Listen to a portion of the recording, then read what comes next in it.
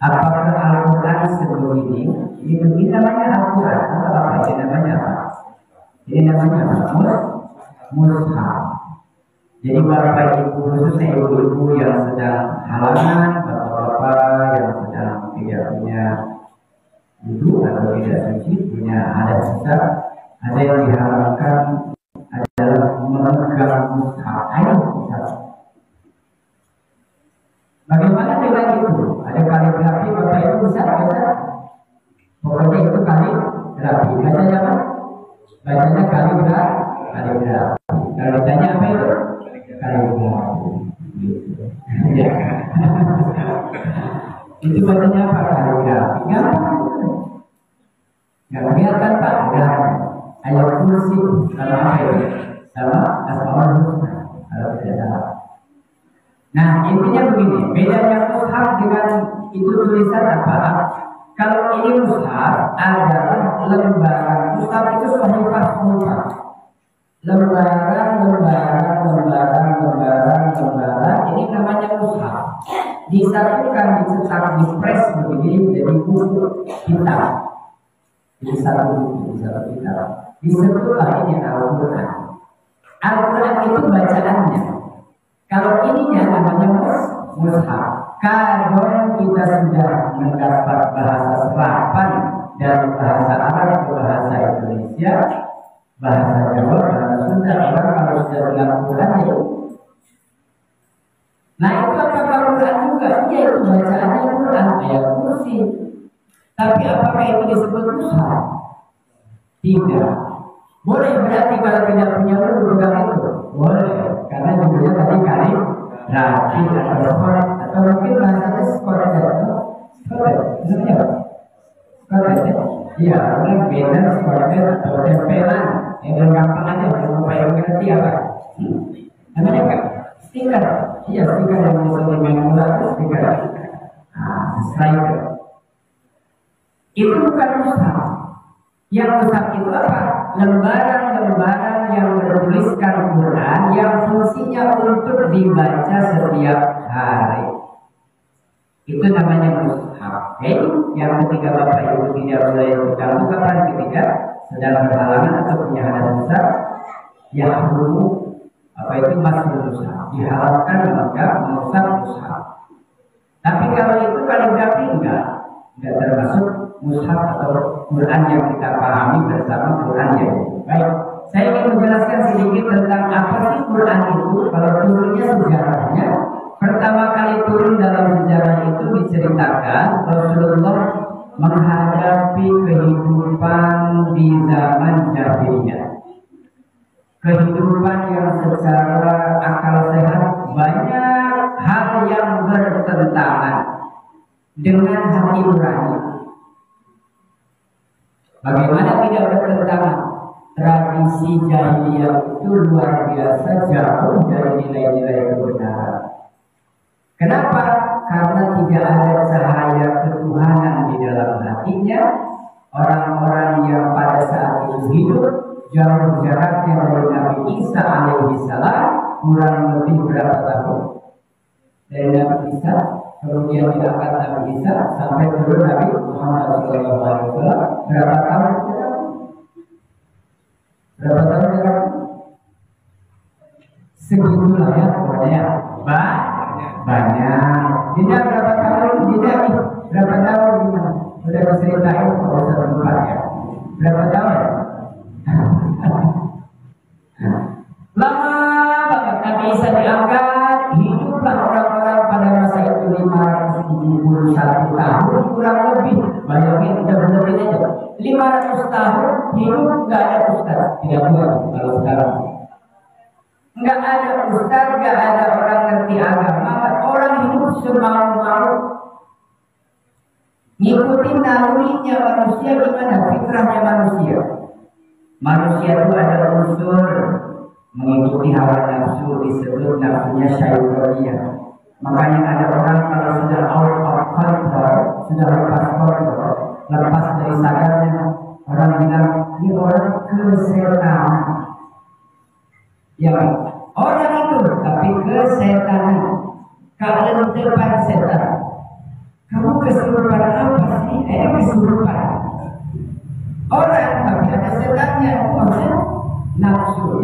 sifatnya syar'i. Mana ada ibu, ada orang tua mengubur anaknya hidup-hidup, coba aja secara akal sehat. Tapi ada apa alasannya di zaman itu jahiliyah? Kenapa ada anak-anak perempuan khususnya nih kok dikubur hidup-hidup sama orang jahiliyah? Pada saat itu yang berlaku adalah gengsi, harga hidup, tinggi-tinggian. Punya anak perempuan itu memalukan. Gak bisa diajak perempuan dalam adu kekuatan fisik.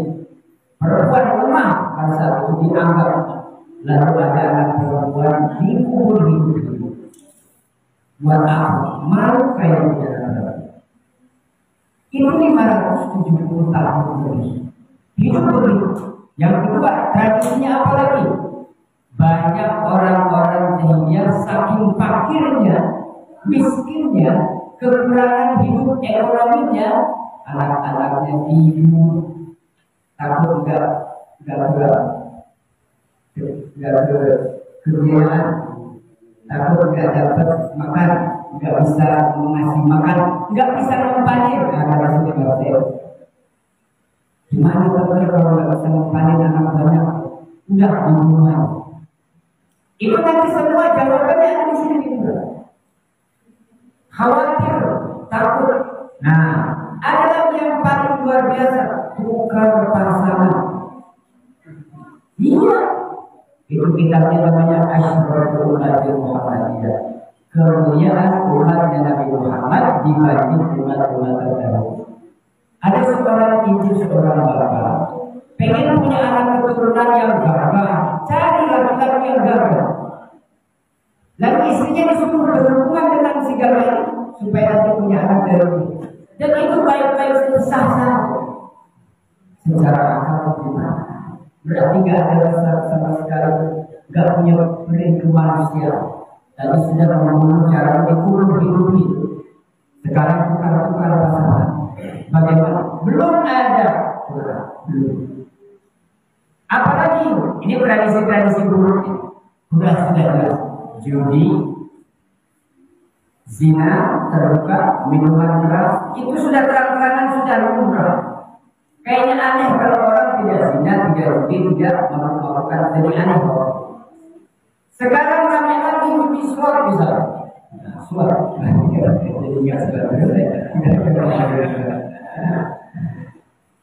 maksudnya apa? Dulu begitu buruk perilakunya orang-orang di zaman jahiliyah karena tidak ada orang yang membawa nilai-nilai kebenaran. Yang penting mah hawa nafsu terpenuhi. Maka yang berkuasa siapa? Yang punya kekuatan. Tentu saja yang punya power, yang punya banyak anak buah, yang punya banyak harta, yang punya banyak kuda, yang punya banyak alat perang, itu yang paling kuat. Ya, makanya wajar seperti hidup di hutan rimba, welcome to jungle. Hutan rimba. Siapa yang kuat? Yang dia punya power. Di antaranya yang hidup pada saat itu menjadi para pemimpin adalah Abu Jahal, Abu Lahab, dan lain sebagainya. Baik, kemudian tradisi-tradisi kurun ini berkembang sekian lama, baru dari perilaku manusianya yang hubungannya dengan sesama, yaitu muamalah, belum lagi tawuran.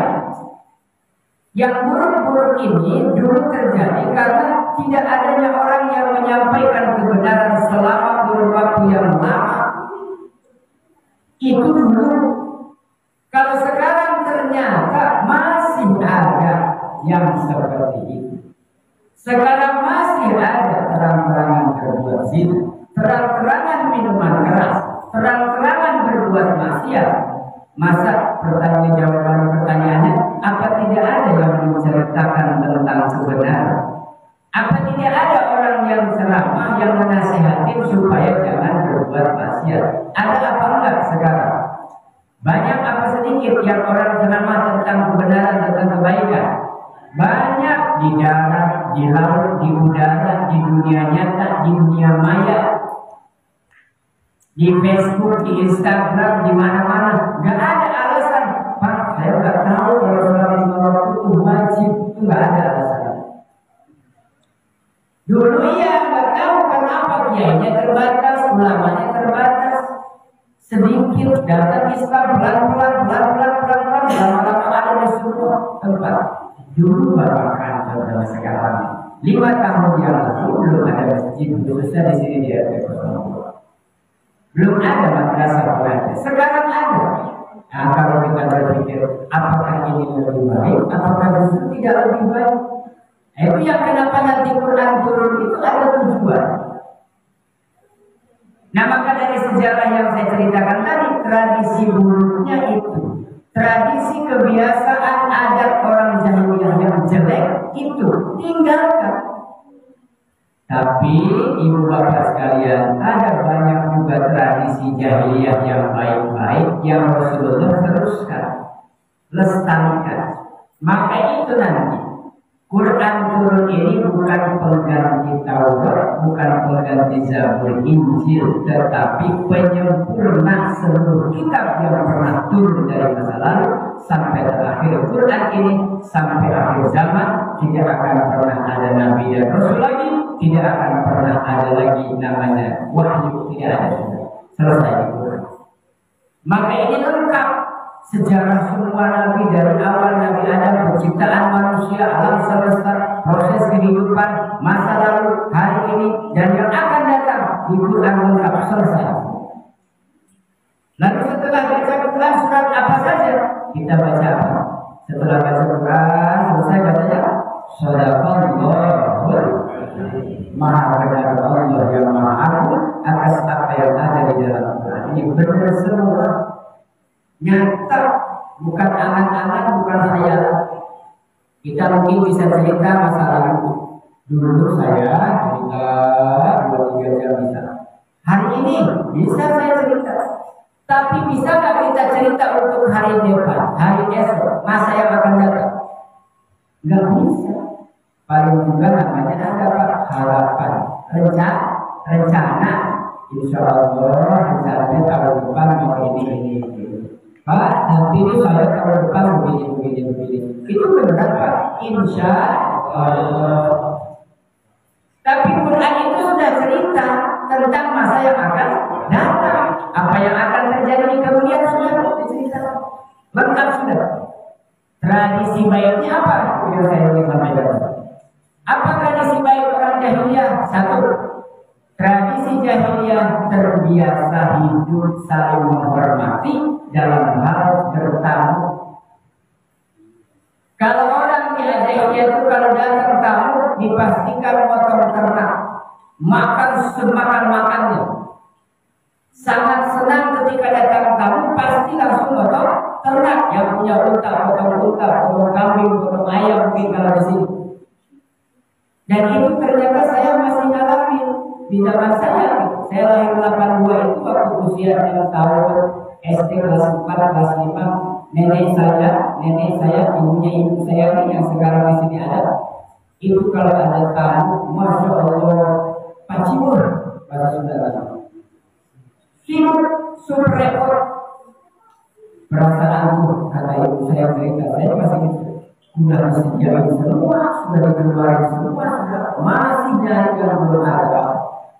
Misalnya sudah ada sambal, sudah ada ikan asin, sudah ada. Lelapnya cuma lelapnya cari mulainya. Jangan ayam kayak ininya mana? Kayaknya hebat banget kalau kami.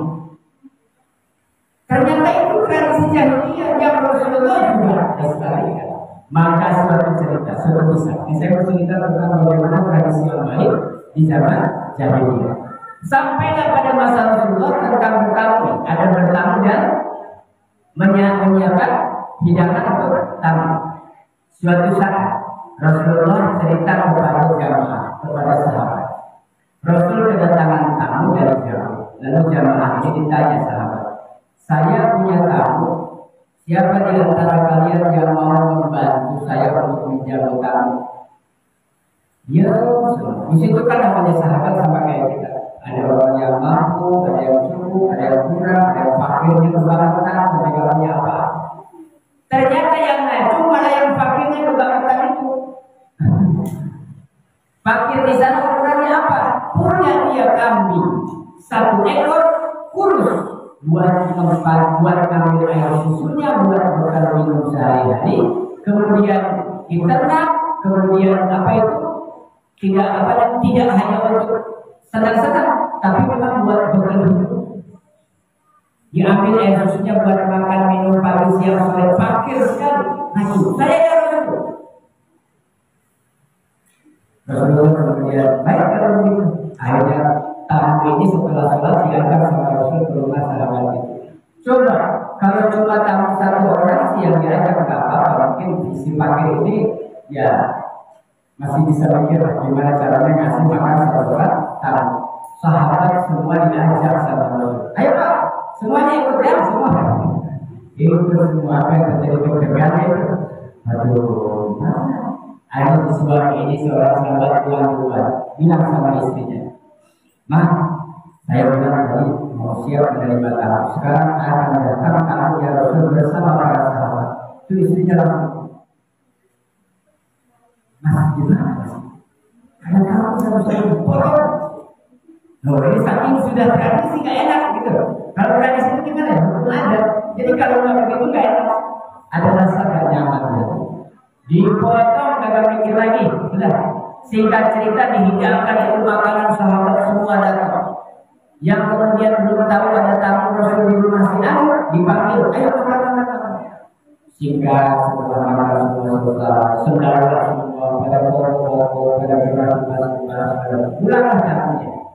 Rasul bilang sama si orang tadi, "Pak, terima kasih ya, mudah-mudahan Allah balas kebaikan Bapak dengan yang kalimat barakallahu lakum. Semoga Allah berkahi kamu." Pulang. Si istrinya beres-beres nampak mangkok piring kalau segala ya, bukan nggak ada, pakainya baki begitu aja. Ke dapur ke belakang rumah, kaki yang dipotong tadi masih ada. Ya, makanya al-barokah dalam. Saya tuh senang kalau kedatangan orang tiap hari ke rumah, kalau saya jangan pulang biar terus jalan-jalan. Ya, nggak tahu istri saya tuh kayak capek. Jangan capek kalau nanti orang ganggu. Kita pengen dipiring dijelaskan itu ya, ngarepin imam sampai bikinin kopinya. Alhamdulillah setiap malam nggak habis. Tamunya nggak habis, kopinya nggak habis. Mungkin saya jadi terinspirasi. Oh, betapa luar biasanya Rasulullah memberi ajaran contoh kepada kita. Apa akhir dalam hadis? Man kana yu'minu billahi wal yawmil akhir falyukrim dhaifahu. Siapa yang beriman kepada Allah dan hari akhir, memuliakan tamunya. Ya, ayat ini progresi begitu banyak ayatnya. Kalau saya tiap hari jalan habis. Ya, artinya apa? Menghormati zaman dulu yaitu sekarang apa saja yang kita punya. Kenapa kiai-kiai itu pengen rumahnya tempatnya pesantrennya madrasahnya lebar, terasnya di Firman memiliki lebar, itu banyak tamu, insya Allah. Ya, tamu yang jajan dan tamu yang ngaji, nanti kan bulan-bulan lebar. Jadi ibu ustazah, jadi ngajar ngaji, jadi guru lebar, kalau ngaji ikro, kalau ngaji sabina. Ini dibayarkan saya tuh cukup insya Allah ya, amin ya, mudah-mudahan banyak di sini yang rumahnya besar-besar dan banyak yang masih di rumah. Ya, maaf, ada sih juga rumah itu kan tidak saya. Digedein lagi kalau bisa. Ada tanahnya ada. Minta sama nanti tidak ada, minta biar gede-gede rumahnya. Tradisi dulu ada yang baiknya, jadi itu yang diputuskan sama Rasul. Salah satu. Yang kedua tradisinya apa? Kuat dalam memegang prinsip fair. Orang jahiliyah itu fair. Kalau salah-salah, kalau benar-benar. Contohnya apa fair? Suatu saat Rasulullah dibunuh oleh para kafir jahiliyah, kafir Quraisy, mau dibunuh di tempatnya di rumah. Itu yang cerita kemudian hijrah. Keluar dari rumah dikepung dan ibu ayatnya baca, bapak ayatnya baca. Waja'alna min baini aydihim saddan wa min khalfihim saddan fa amshaynahum fa hum la yubsirun. Rasulullah sedang istirahat di rumahnya, lalu sementara bikin siasat Abu Jahal, Abu Lahab dan pasukannya, kita bunuh Muhammad SAW. Kepung rumahnya, jangan sampai ada yang terlewat kelilingin, rapat, senjata siap semuanya siap lengkap. Pintu depan, pintu belakang, tutup semua. Singkat cerita, di Bandung sudah hanya jelang waktu mau eksekusi, Rasulullah mau didobrak pintunya, mau dibunuh, datang perintah Allah supaya Rasul keluar dari rumah itu lewat pintu belakang. Kita nggak bayangin gimana kalau rumah dipukul dengan tentara yang senjatanya lengkap. Wah, mati boleh. Karena masalah Rasulullah dengan penuh tawakal kepada Allah, berserah kepada Allah, disuruh keluar, dikasih tahu di luar rumah banyak yang lapor. Turun ayat itu turun. Wajahnya min bayi ayuhin sadar manfaatih sadar maafailah maafailah itu orang yang jaga itu. Sebagian ulama tafsir mengatakan tiba-tiba mereka mati berat. Malam itu matinya luar biasa sehingga pada pegang senjata, tongkat, pedang, tapi pada pikiran ada yang nyender di pohon, ada di dindingnya rumah ada. Sebagian lagi ada yang matanya ditabur oleh Allah dengan pasir, dengan debu, sehingga mereka buka matanya nggak tidur, tapi Rasul lewat nggak tidur. Ini jangan diamali, jangan dibaca, nanti jadi masuk ke Al-Quran, masuk ke Indomaret, sudah berjalan amin. Ternyata di stop di depan security, CCTV-nya ada. Oh, Ustaz kayaknya kurang mantap, saya di sana juga nggak kelihatan. Itu kerja, artinya apa? Setelah itu kemudian Rasul keluar, siapa yang menggantikan tempat tidurnya Rasul? Sahabat Ali karramallahu wajhah. Ya Rasul, kau pergilah berangkat sesuai perintah Allah. Lalu kamu bagaimana Ali? Saya akan gantikan tempat tidurmu. Jadi saya berbaring di tempat tidurmu. Nanti mereka dobrak, yang ada saya. Kau pergilah Rasul. Rasul berangkat, nggak ketebak sudah. Setelah Rasul jauh berangkat, bangunlah orang-orang tadi sadar. Aduh, kalau kayak ini kita, ayo dobrak. Didobrak, ada di tempat ini. Mau dihantu sudah, mau ditebas dibuka, set. Yang ada siapa? Sayyidina Ali. Jadi nggak ditebasnya, nggak jadi orang Arab, jadi dia fair. Coba kita. Kemudian ada aja, ya. Kenapa? Maka sering terjadi salah siapa yang diambil siapa. Nggak fair. Segitu bengisnya mereka, kalau bukan yang dicari ya mereka fair. Itu bagus ya begitu. Ini jangan yang salah siapa, yang salah kemana. Ini contoh. Sejarah membuktikan itu semua terjadilah di zaman Rasulullah SAW. Lalu sampai pada cerita bagaimana Rasul menghadapi kehidupan semacam itu, sementara Rasul di usia muda yang belum menjadi Rasul. Usia menjelang 40 itu Rasul 38 kan? Abang berapa tahunnya?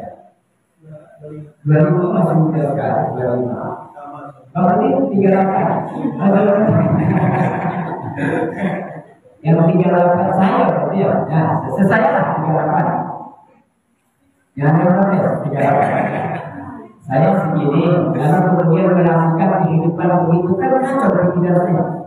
Mengapa ini kok zina terang-terangan anak ibu tidak pusing, kacau keadaan begitu. Tapi Rasul nggak banyak komplain protes, apalagi ngamuk itu enggak. Rasul diperintahkan untuk khulwa. Cobalah lakukan bagi kita tempat namanya gua. Di situlah kita bakal Rasul mendapat cahaya, mendapat wahyu namanya Al-Quran ini. Wahyu pertama surah Al-Alaq ayat 1 sampai dengan 5. Apa bunyinya? Iqra bismi rabbikal ladzi khalaq. Insana min terus alladzi 'allama bil al-ayat. Apalagi kalau ada biasa. Nah, itu yang pertama kali turunlah. Quran apa sih Pak? Quran itu adalah wahyu Allah yang diturunkan kepada Nabi Muhammad melalui malaikat Jibril alaihi salam, diturunkan secara berangsur-angsur, pelan-pelan, enggak begitu langsung, gitu enggak. satu. Beberapa tahun kemudian, selama Rasul menjadi Rasul dalam masa hidupnya, sampai pada ayat yang terakhir turun dari Allah, al-yawma akmaltu lakum dinakum. Ya, Allah sempurnakan agama yang untuk kalian, wa raditu lakum Islam madinah, dan Allah ridho agama Islam menjadi agama sempurna sudah, tidak ada lagi. Sudah Quran turun. Setelah itu fungsinya apa Quran dari dulu turun kepada Rasulullah? Rasulullah mengamalkan Quran, menyampaikan kepada para sahabat yang dulu jahiliyah 570 tahun yang lalu berganti menjadi zaman terang benderang, zaman kebenaran. Rasulullah dakwah di Mekah, singkat cerita dakwahnya pindah ke Madinah, Yathrib dulu, lalu ke Madinah Taif. Dari Taif ke Madinah yang namanya Yathrib. Yathrib itu kota, Madinah seperti sekarang, tapi kumuh. Yang kumuh kota itu kemudian berubah selama sekian tahun setelah Rasul dakwah dengan membawa agama Islam. Quran turun menjadi petunjuknya, menjadi navigatornya. Madinah jadi Yathrib, jadi Madinah Munawwarah, Madinah yang bercahaya, bersinar. Di sana Rasul hijrah pulang ke Mekah, ke desa asalnya, ke kampung asal mudik Rasul dari Madinah ke Mekah dalam rangka Fathu Makkah. Apa yang terjadi kalau Allah sudah berikan pertolongan? Bapak Ibu tahu ayatnya. Sekarang saya kasih tahu apa sih yang saya baca, Pak. Idza jaa nasrullahi wal fath wa ra'aitan nasa yadkhuluna fi dinillahi afwaja fasabbih bihamdi rabbika wastaghfir innahu kana tawwaba. Pada saat sahabat hijrah dari Mekah ke Madinah, tinggalkan anak, tinggalkan istri, tinggalkan ladang, tinggalkan usaha demi menemani Rasulullah hijrah. Korban semuanya. Yang penting saya ikut Rasul dakwah, menyampaikan kebenaran, tinggalkan semua, berangkat. Itu di situ ada kemudian hadis menyatakan innamal a'malu binniyat wa innamal likulli imri'in ma nawa faman hajara ila Allah wa rasulih wa hajara ila Allah wa rasulih. Tergantung niatnya. Hijrahnya karena apa? Kalau hijrahnya karena Allah dan Rasulnya, kata Allah, maka dapat keutamaan, dapat balasan hijrah karena Allah dan Rasulnya. Maksudnya apa? Apa yang Allah itu kasih ke dia semua. Kenapa? Karena hijrah karena apa? Jadi tergantung niatnya. Makanya kalau tanya, nanti saya gimana Pak ke depannya, masa depan saya dalam kitab ulama-ulama itu bilang apa? Al-nihayah hiya bidayah. Tujuan akhir bukan nanti, tapi lihat Bapak Ibu sekarang di mana. Pertamanya kita gimana nih? Nanti akan menentukan masa depan. Pak, anak saya gimana nanti kalau sudah memilih? Lihat sekarang. Apakah saya punya anak soleh nanti Pak? Lihat anaknya sekarang. Ya kira-kira itu. Apa yang kita lakukan tumbuhnya itu. Ibu tanda Bapak bisa. Jadi apa nih? Jangan berharap murel. Saya pengen murel banget. Gimana? Tanam aja di depan umat bisa. Terus berdoa. Ya Allah jadikanlah bisa menjadi murel. Kalau Allah kuat. Ini tapi gak bisa. Apa yang ditanam itu? Nah maka Rasulullah bersama sahabat hijrah dirusui, diisolir, diisolasi, diputus hubungan kerjanya, dibiarkan kalau bisa mati kelaparan semua ikut Muhammad, kita bunuh mati semua. Gak ada yang jual nih. Umpama sekarang nih ada orang Islam ikut Rasulullah butuh beras, beli beras orang yang kafir misalnya, kafir Quraisy itu, Pak beras gak ada, biarin mati. Sakit hatinya, hancur hatinya, berkeping-keping, berjalan menuju ke Madinah, ikut dengan Rasul, maksudnya lillahi ta'ala, korbankan semua. Datanglah setelah 12-13 tahun dari Madinah, pulang ke Mekah lagi. Mereka namanya sahabat itu sama kayak kita tidak. Nah orang ini secara bahasanya ada yang ya Rasul bisa kekuatan kita sudah besar. Madinah sudah al-Munawwarah, perang, menang. Kita pulang sekarang hari pembalasan. Di jalan menjelang ke pintu Mekah itu para sahabat, ada beberapa sahabat yang bilang, hai warhamah. Inilah hari pembalasan, hari balas dendam. Tapi Rasul bilang, jangan, bukan. Hada yaumul marhamah. Ini hari kasih sayang. Rasul bilang yaumul marhamah, bukan yaumul Valentine. Ya kan kasih? Yaumul Valentine, yaumul marhamah, hari kasih sayang. Orang Mekah di mana melihat orang Madinah bersama Rasul datang berbondong-bondong, ngepel, ciut. Waduh, bersama seluruh pasukan yang ada di Madinah, para sahabat dari berbagai pelosok ikut ngepel, kocar kacir, habis kita orang Mekah itu. Udah pada masuk ke rumah, gak ada yang keluar.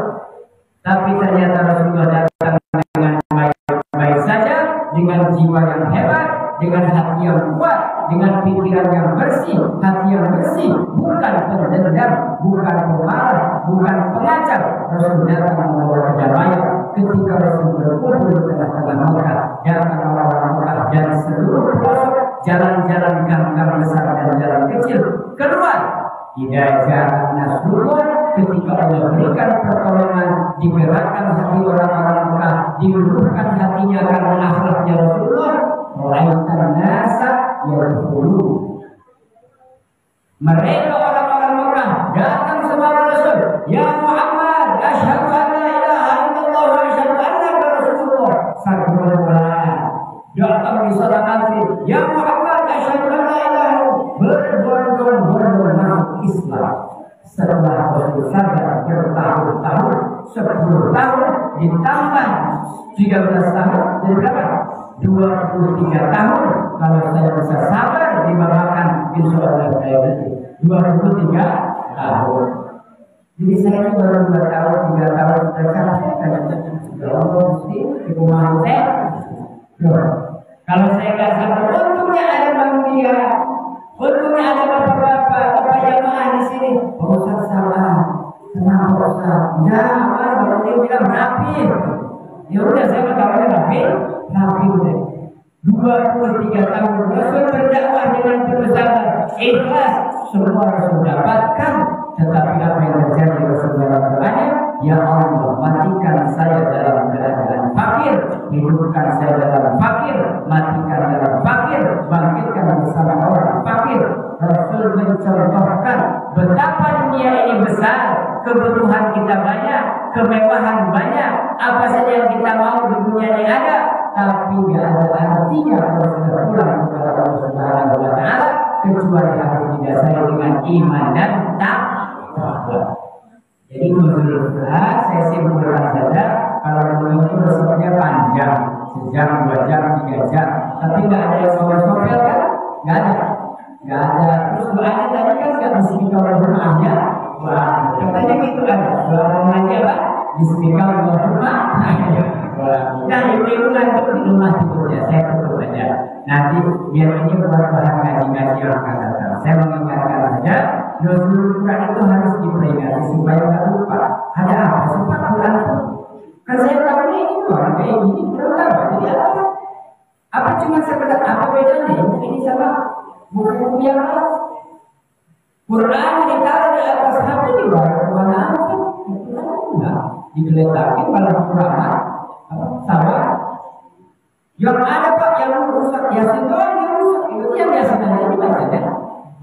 Apakah semua sebulan ini? Maka anak-anak kita sekarang ngaji Quran, belajar, mudah-mudahan tahun depan saya berharap yang tadarus tidak hanya beberapa bapak-bapak, tapi ini Rafa tadarus, Rizal tadarus, Rizki mencapai ilham, itu boleh ada.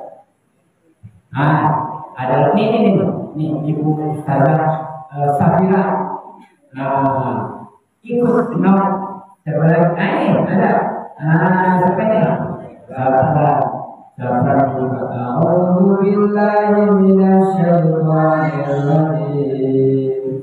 Bismillahirrahmanirrahim. Baca satu surat, satu ayat, satu halaman, satu juz, gantian sama Bapak, gantian semua dulu gantian tahun depan insya Allah ya. Amin ya Rabbal alamin. Bapak-bapak ngapain? Di luar, di teras, jagain, takut ada orang Abu Quraisy duluan. Dek udah bacanya, screen, cepat, goceng bagi-bagi kasih biar bersama. Insya Allah, mudah-mudahan Bapak Ibu jamaahnya Allah juga berkah rezekinya, kaya yang dermawan, yang ikhlas kita Taala, kita dukung anak-anak kita buat meneruskan amalan kita nanti. Amin ya Bapak.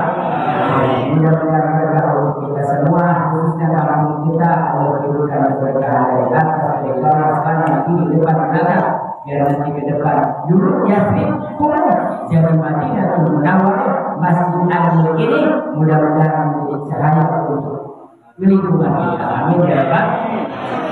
Terima kasih dari saya. Mudah-mudahan membawa berkah kita semua. Dan jangan lupa ini bukan akhir tarawih, masih ada berapa hari? Jangan habis Quran pelan bulan udah enggak.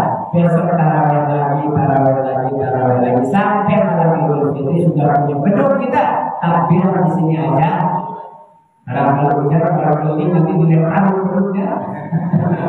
Dan bikin capek-capek orang kita. Takbir di sini. Ajarkan anak-anak ajar di sini. Bapak Ibu, saya ucapkan terima kasih dan mohon maaf kepada kata-kata saya yang ada berapa, ada keliru, ada salah. Itu dari saya sendiri yang masih banyak kekurangan dan perlu belajar banyak dari bapak-bapak ibu semua. Saya ucapkan terima kasih budi baik kepada semua hadir memakmurkan masjid kami Allah balas dengan sebaik-baiknya.